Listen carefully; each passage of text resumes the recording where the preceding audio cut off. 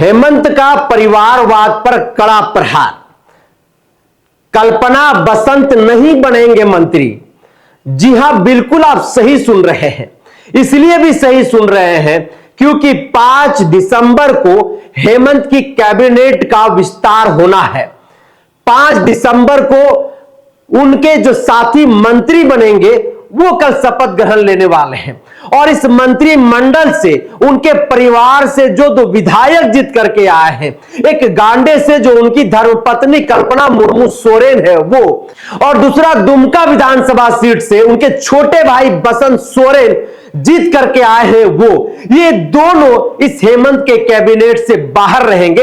ये दोनों मंत्री नहीं बनेंगे और इस बात की चर्चा पूरे झारखंड प्रदेश में हो रहा है और कहा जा रहा है कि जिन मुद्दों को लेकर के भारतीय जनता पार्टी झारखंड प्रदेश में मुखर रहती है, जिन मुद्दों को लेकर के भारतीय जनता पार्टी हर वक्त झारखंड मुक्ति मोर्चा के ऊपर हमलावर रहती है, हर वक्त हेमंत सोरेन को टारगेट करने में लगी रहती है। कभी परिवारवाद का कहीं ना कहीं बड़ा आरोप इस पार्टी के ऊपर लगाया जाता है, तो कभी बंटी बबली का पार्टी बताया जाता है, तो कभी पिता पुत्र का पार्टी बताया जाता है। तो इन तमाम चीजों को दरकिनार करते हुए हेमंत सोरेन ने एक बड़ा ऐलान कर दिया है, एक बड़ा डिसीजन लिया, कठोर डिसीजन लिया है। डिसीजन यही लिया है कि हमारे जो परिवार से जीत करके विधायक बने हैं वो हमारे मंत्रिमंडल का हिस्सा नहीं बनेंगे। और इसके बाद से भारतीय जनता पार्टी में भी आप मानिए तो कोहराम मच गया है, कोलाहल मच गया है और वो लोग भी कहीं ना कहीं इस बात पर चर्चा करने पर विवश हो गए हैं कि आखिरकार हेमंत सोरेन ने ये क्या कर दिया।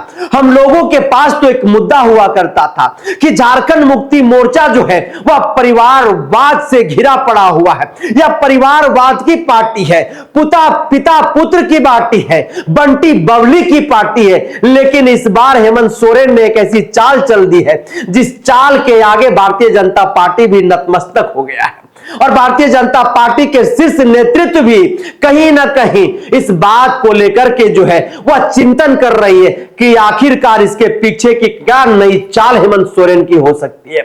झारखंड के राजनीतिक विशेषज्ञ भी कह रहे हैं कि हेमंत सोरेन ने भारतीय जनता पार्टी के नेताओं के मुंह पर ताला लगा दिया है, चाबी जो है वो अपने पास रख लिया है। अब भारतीय जनता पार्टी के नेता ना तो परिवारवाद का आरोप लगाएंगे, ना ही बंटी बबली का जो है उसे पार्टी बताएंगे।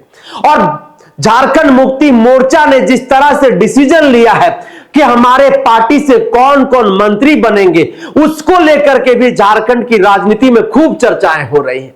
कहा जा रहा है कि यह जो डिसीजन है, यह जो निर्णय है, हम झारखंड के लोग इसे स्वीकार करते हैं।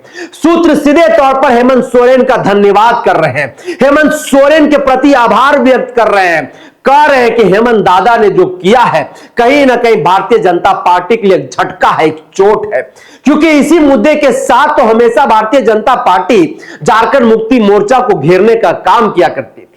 लेकिन अब तो उनके पास यह भी मुद्दा नहीं बचा, न तो पिता पुत्र का मुद्दा बचा, न ही परिवारवाद का मुद्दा बचा। आखिरकार ऐसे में भारतीय जनता पार्टी जाएगी तो कहां जाएगी और किन मुद्दों पर वो राजनीति करेगी। चाहे स्थानीय नीति की बात हो, चाहे नियोजन नीति की बात हो, युवाओं को रोजगार देने की बात हो, इन तमाम मुद्दों पर तो भारतीय जनता पार्टी को कोई लेना देना नहीं है।